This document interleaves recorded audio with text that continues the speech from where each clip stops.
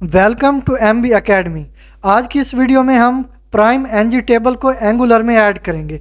तो चलें देखते हैं कि प्राइम एनजी टेबल को एंगुलर में ऐड कैसे किया जाता है। यहाँ एंगुलर के नाम का एक फ़ोल्डर है जिसमें हमारे पास कुछ प्रोजेक्ट्स हैं। तो इनमें वर्क का एक एम्प्टी प्रोजेक्ट है हमारे पास, उसको ओपन करते हैं। तो उसके लिए अपर बार में CMD एंटर करते हैं जिससे कमांड प्रॉम्प्ट ओपन होगी। तो इस कमांड प्रॉम्प्ट में हम CD वर्क की कमांड देंगे जिससे हमारे वर्क के प्रोजेक्ट का जो फोल्डर है वो ओपन होगा। तो कोड डॉट की कमांड से इसे कोड एडिटर में ओपन करेंगे। तो यहाँ पे हमारा कोड एडिटर ओपन हो चुका है और इसमें हमारा वर्क का जो प्रोजेक्ट है वो भी लोड हो चुका है। तो दूसरी साइड पे हमारे पास प्राइम एनजी ब्राउज़र में ओपन है। तो यहाँ पे हमारे पास npm इंस्टॉल प्राइम एनजी की कमांड लाइन है। तो इसको कॉपी करके यहाँ पे पेस्ट करते हैं जिससे ये प्राइम एनजी हमारे पास इंस्टॉल होगी। तो ये कहाँ पे ऐड होगी हमें कैसे पता चलेगा उसको देख लेते हैं। तो वापस कोड एडिटर में आने के बाद package.json का हमारे पास एक फ़ाइल है, इसको ओपन करते हैं। तो यहाँ पे ये ऐड हो जाएगी जैसे ही इंस्टॉलेशन कंप्लीट होती है। तो थोड़ी देर में इंस्टॉलेशन कंप्लीट होने के बाद हम यहाँ पे देख सकते हैं कि प्राइम एनजी 15.2.0 यहाँ पे ऐड हो चुका है। तो अब यहाँ पे हमारे पास एक और कमांड थी, उसको भी हमने कॉपी पेस्ट करना है। तो ये प्राइम आइकन्स के लिए है, तो इसको कॉपी कर लेते हैं और वापस हम कमांड प्रॉम्प्ट में इसको पेस्ट करेंगे। तो कमांड प्रॉम्प्ट ओपन करते हैं, इसको यहाँ पे पेस्ट कर देते हैं। तो थोड़ी देर बाद यहाँ पे अभी पेस्ट करने लगे हम, तो पेस्ट कर लिया। अब थोड़ी देर में इसकी इंस्टॉलेशन भी कंप्लीट हो जाएगी और उसके बाद ये प्राइम एनजी के साथ ये भी हमें नज़र आएगी। तो ये कंप्लीट हो चुका है और ये भी हमें 6.0.1 यहाँ पे नज़र आ रही है। तो यहाँ पे हमारा काम क्लोज हुआ है। तो अब चलते हैं angular.json में। तो अब यहाँ पे हमारे पास सबसे नीचे स्टाइल्स हैं, यहाँ पे हमने डिफ़ाइन करना है स्टाइल्स के एरे में। तो वो भी हमें यहीं से मिलेगी प्राइम एनजी से। तो ये नीचे हैं फाइल्स और उनके पाथ हैं, इनको कॉपी कर लेते हैं और वापस कोड एडिटर में जाके जो हमारे पास स्टाइल्स के एरे है उसमें पेस्ट कर देते हैं। तो यहाँ स्टाइल्स एरे है, ये हमारे पास स्टाइल्स के लिए फाइल्स हैं और उनके पाथ्स हैं। तो इनको हमने पेस्ट कर दिया है। अब इसमें भी हमारा काम क्लोज हो चुका है। तो अब SRC का फोल्डर है हमारे पास, उसको ओपन करते हैं। तो SRC के फोल्डर में हमारे पास कंपोनेंट है ऐप का।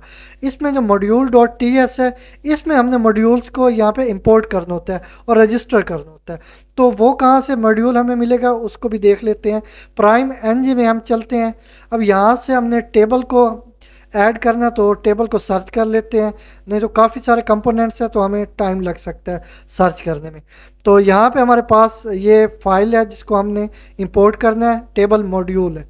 तो इसको हमने कॉपी कर लिया है और वापस कोड एडिटर में module.ts में इसको पेस्ट कर देते हैं और इसको इंपोर्ट्स में डिफ़ाइन करना है। तो कॉपी और इसके बाद इंपोर्ट्स में पेस्ट कर लेते हैं। तो यहाँ मैंने इसको डिफ़ाइन कर दिया, पेस्ट कर दिया। तो यहाँ पे भी हमारा काम क्लोज हो चुका है। तो वापस हम चलते हैं प्राइम एनजी में और यहाँ पे बेसिक पे मैं सिलेक्ट करूँगा क्योंकि हमने बेसिक टेबल को ऐड करना है एंगुलर में। तो यहाँ पे हमें नज़र आ रहा है जो कि HTML का कोड है, इसको यहाँ से कॉपी कर लेते हैं। तो मैं सिलेक्ट ऑल कर लेता हूँ इसको। सिलेक्ट ऑल करने के बाद Ctrl+C के साथ कॉपी कर लिया। अब इसको मैं वापस जाके अपने कोड एडिटर में, तो यहाँ पे component.html का हमारे पास जो फाइल्स है इसको ओपन करते हैं, यहाँ पे मैं पेस्ट कर देता हूँ। तो जूम कर लेते हैं। अब ये क्योंकि हमारे पास बाय डिफ़ॉल्ट है और हमने अपना जो डाटा है वो इस टेबल में शो करवाना है, तो उसके लिए हम यहाँ component.ts में अपना डाटा क्रिएट कर लेते हैं। तो मैं यहाँ पे क्लाइंट्स के नाम का एक एरे बनाता हूँ। तो मैं डिफ़ाइन कर लेता हूँ क्लाइंट्स, कोई भी नाम रख सकते हैं लेकिन मैं फ़िलहाल क्लाइंट्स को यूज़ कर रहा हूँ। तो अब एरे यूज़ करना है तो उसके लिए हमारे पास स्क्वायर ब्रैकेट्स हैं। तो इनको यूज़ करते हुए अब हमने यहाँ पे कुछ प्रॉपर्टीज़ और उनकी वैल्यूज़ डिफ़ाइन करनी है करली ब्रेसेस में। तो इनको हम ऑब्जेक्ट कंसीडर करेंगे। तो नेम ये प्रॉपर्टी है हमारे पास और इसमें वैल्यू हम देंगे कमर।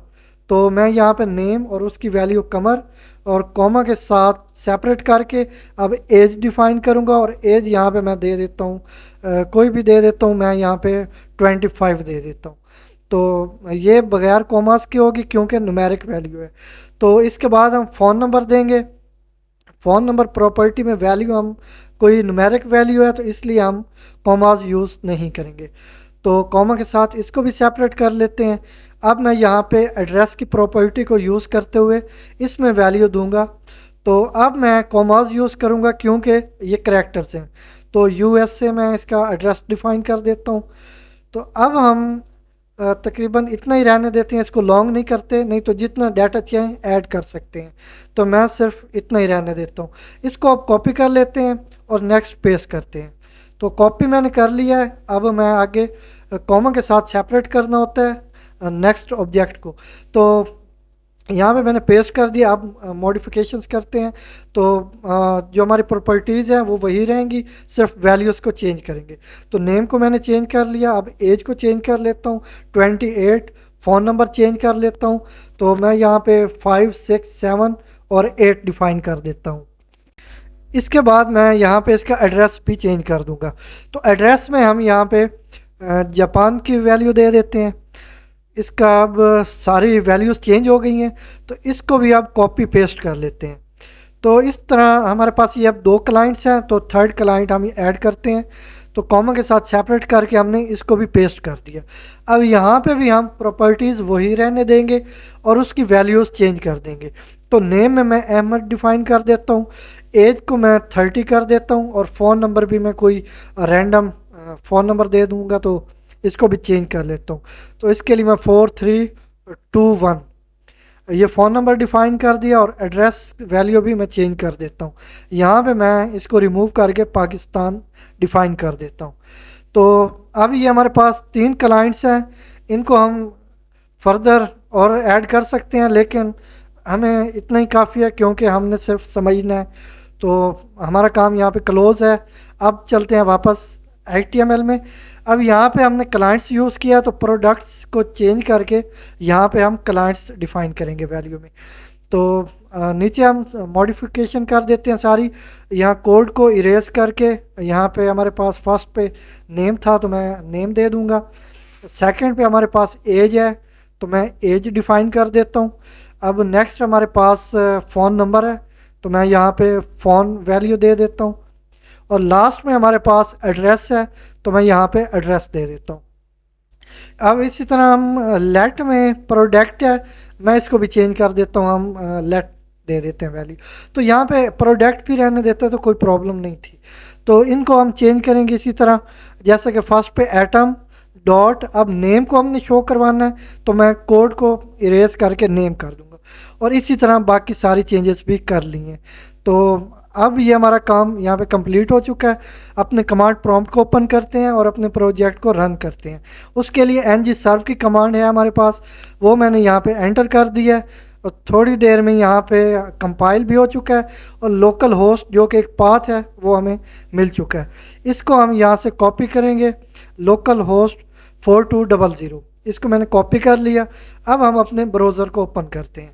तो ब्राउज़र में अपर बार में मैं इसको पेस्ट कर दूंगा। तो इंटर प्रेस करने के बाद अब यहाँ पे हमारा जो टेबल था, हमने उसमें वैल्यूज़ दी थी, वो हमें यहाँ पे शो हो रही हैं।